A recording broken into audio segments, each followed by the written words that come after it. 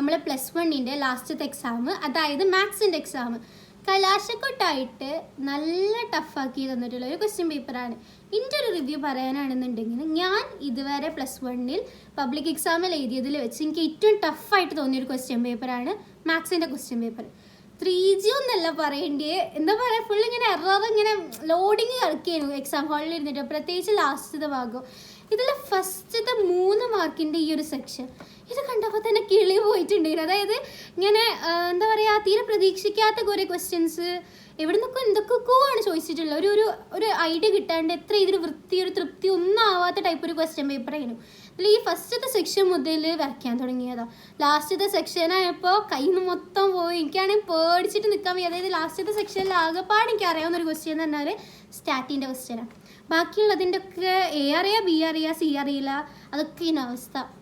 എന്തൊക്കെയൊക്കെ ആയിട്ട് ഞാൻ എങ്ങനെയാണ് എക്സാം ഹാളിൽ ആ ഫുൾ ടൈം ഇരുന്നത് എന്ന് എനിക്ക് മാത്രമേ അറിയുള്ളൂ. പിന്നെ ഇതിൽ ഫസ്റ്റത്തെ സെക്ഷനെ പറ്റി പറയാനാണെന്നുണ്ടെങ്കിൽ, ഫസ്റ്റത്തെ ഒരു സെക്ഷനിൽ ഫസ്റ്റത്തെ ക്വസ്റ്റ്യന് നമുക്ക് സ്കൂളിൽ നിന്ന് ചെയ്ത് പഠിപ്പിച്ച ആ ഒരു ടൈപ്പ് ക്വസ്റ്റ്യനൊക്കെ തന്നെയാണ്. അപ്പം അതുപോലത്തെ ഒരു ക്വസ്റ്റ്യൻ ആയതുകൊണ്ട് ഫസ്റ്റത്തെ ക്വസ്റ്റ്യൻ അത്യാവശ്യം കുഴപ്പമില്ലാണ്ട് ചെയ്തിട്ടുണ്ട്.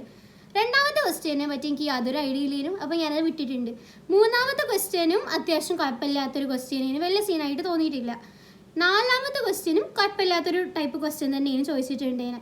ഇതിൽ അഞ്ചാമത്തെ ക്വസ്റ്റ്യന് എനിക്ക് വലിയ ഐഡിയ ഉണ്ടായിട്ടില്ലേനും. എനിക്ക് അതായത് എന്താ പറയാന്ന് പോലും മനസ്സിലാവാത്തൊരു സാധനമാണ്. അതിൽ നാലാമത്തതിൻ്റെ ഫസ്റ്റ് ക്വസ്റ്റ്യൻ്റെ ആൻസർ 50 ആണ് കേട്ടോ വരുന്നത്. പിന്നെ 1 വേർഡ് ചെയ്താലുള്ള അത് 50 ആണെന്ന് എനിക്കറിയാം. ബാക്കിയുള്ളതിൻ്റെ ഒന്നും ഞാൻ നോക്കിയിട്ടില്ല, ആൻസർ കീ ചെക്ക് ചെയ്തിട്ടില്ല. അഞ്ചാമത്തെ ക്വസ്റ്റ്യൻ എനിക്ക് കുറച്ച് സീനായിട്ടാണ് തോന്നി. ആറാമത്തേത് വലിയ കുഴപ്പമില്ലാത്തൊരു ക്വസ്റ്റ്യനേനും ചെയ്യാൻ പറ്റിയിട്ടുണ്ടേനും.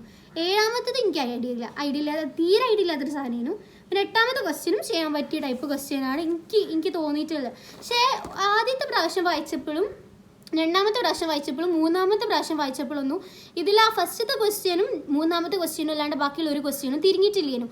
മോൾക്ക് വായിച്ചതിന് ശേഷമാണ് വീണ്ടും റിപ്പീറ്റ് ചെയ്ത് വായിച്ചതിന് ശേഷമാണ് എനിക്ക് എന്താ ചെയ്യേണ്ടതെന്ന് മനസ്സിലായിട്ടുണ്ടായിരുന്നു. അതാണ് എനിക്ക് ആദ്യം ഒന്നും കത്താണ്ട് ഫുൾ ലോഡായി നിന്ന്. പിന്നെ വീണ്ടും വായിച്ചപ്പോൾ വലിയ കുഴപ്പമില്ലാണ്ട് ആദ്യത്തെ ഈ ഒരു 3 മാർക്കിൻ്റെ സെക്ഷൻ മനസ്സിലായിട്ടുണ്ട്. എനിക്ക് വേണ്ടി 6 ക്വസ്റ്റ്യൻ എഴുതാനുള്ള രൂപത്തിലേക്ക് സെറ്റ് ആയിട്ടുണ്ടായിരുന്നു. പക്ഷേ എഴുതിയാൽ അതിന് എത്രമാത്രം കറക്റ്റാണെന്നോ എങ്ങനെയാണ് അതിൻ്റെ ഫുൾ ആൻസർ എത്തിയിട്ടുണ്ടോയെന്നോ ഒന്നും എനിക്കറിയില്ല.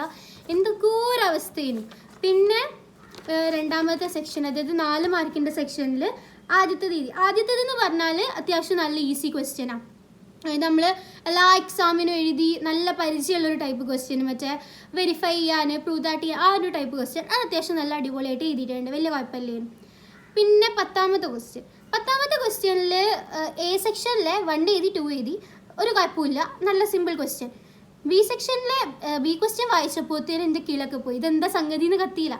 പിന്നെ കുറേ പ്രാവശ്യം ആലോചിച്ചതിന് ശേഷമാണ് അതെന്താ ചെയ്യേണ്ടതെന്ന് മനസ്സിലായത്. അത്യാവശ്യം കുഴപ്പമില്ലാത്തൊരു ക്വസ്റ്റ്യനേനും അതും. പിന്നെ ഇതിലെ 11ാമത്തെ ക്വസ്റ്റ്യനിലെ B വേർഷനിലെ രണ്ടാമത്തെ ക്വസ്റ്റ്യൻ, അതായത് ഈ ആർഗൻ പ്ലെയിനിൽ കോർഡിനേറ്റ് മാർക്ക് ചെയ്യാനോ ആർഗൻ പ്ലെയിനിൽ കോംപ്ലക്സ് നമ്പർ മാർക്ക് ചെയ്യാനും. ഈ സത്യം പറയുകയാണെങ്കിൽ എനിക്ക് ഈ ആർഗൻ പ്ലെയിൻ എന്താണെന്ന് പോലും അറിയില്ലേനു. എൻ്റെ ഒരു ഇതിലാട്ടോ ഞാൻ പറയുന്നത്, എനിക്ക് ആർഗൻ പ്ലെയിൻ എന്താണെന്ന് അറിയില്ലേനു. അപ്പോൾ ഞാൻ ആ ഒരു കാര്യം അറിയാത്തതുകൊണ്ട് ഞാൻ ഫുൾ ക്വസ്റ്റ്യനും അറ്റൻഡ് ചെയ്യാണ്ട് വെച്ചിട്ടുണ്ട്. അതാണ്. പിന്നെ 12ാമത്തെ ക്വസ്റ്റ്യൻ അത്യാവശ്യം ഈസി ആയിട്ടുള്ള ക്വസ്റ്റ്യൻ, ഈ ലൈവിലൊക്കെ ഡിസ്കസ് ചെയ്തൊരു കൈൻഡ് ഓഫ് ക്വസ്റ്റ്യൻ, അത് കുഴപ്പമില്ലാണ്ട് എഴുതിയിട്ടുണ്ട്. പിന്നെ ഉള്ളത് 13ാമത്തെ ക്വസ്റ്റ്യൻ. എത്ര വായിച്ചിട്ടു 13ാമത്തെ ക്വസ്റ്റ്യൻ എന്താ ചെയ്യേണ്ടതെന്ന് എനിക്ക് കത്തിയില്ല.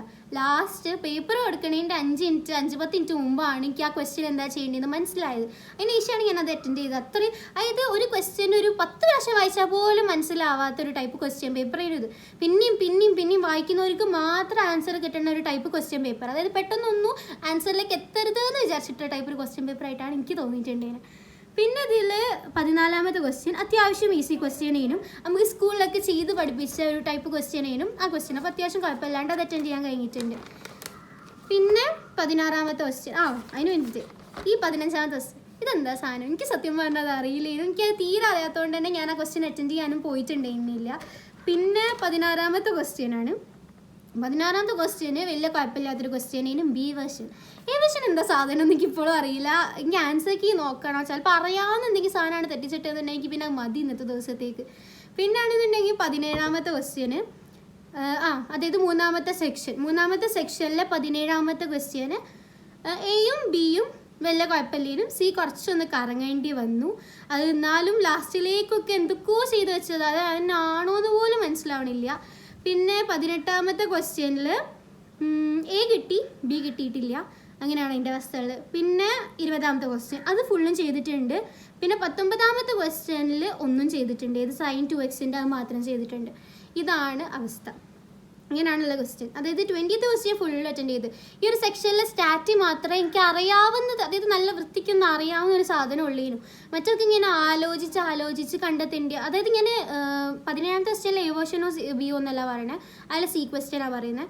പിന്നെ 18ലെ ബി ഇതൊന്നും എനിക്ക് ആലോചിച്ചിട്ട് കിട്ടണേ ഇല്ല, എങ്ങനെ ചെയ്യേണ്ടത്. ചിലപ്പോൾ ഞാൻ അത്ര വൃത്തിക്ക് പഠിക്കാത്തതിന് വന്ന മിസ്റ്റേക്ക് ആയിരിക്കും. നിങ്ങൾക്ക് എങ്ങനെ ഉണ്ടെന്ന് കമൻറ്റ് ചെയ്യുക. ഇതൊക്കെയാണ് എൻ്റെ മാത്സ് എക്സാമിൻ്റെ അപാരത എന്ന് പറയുന്നത്. ഇതെന്താ സത്യം പറഞ്ഞാൽ ടൈമുണ്ട്, പഠിക്കാൻ ടൈമുണ്ട്, പക്ഷേ എന്താ പറയുക ഒരുമാതിരി ക്വസ്റ്റ്യൻ പേപ്പർ ആയിട്ടുണ്ട്. അത് എനിക്ക് തീരെ മനസ്സിലാവില്ല. PYQ വെച്ച് നോക്കുന്ന സമയത്ത് ഇത് ഭയങ്കര ടഫായി വന്ന ക്വസ്റ്റ്യൻ പേപ്പർ. നമ്മൾ എത്ര ഞാൻ PYQ 2025, 2024, 2023 ചെയ്തിട്ടുണ്ട്.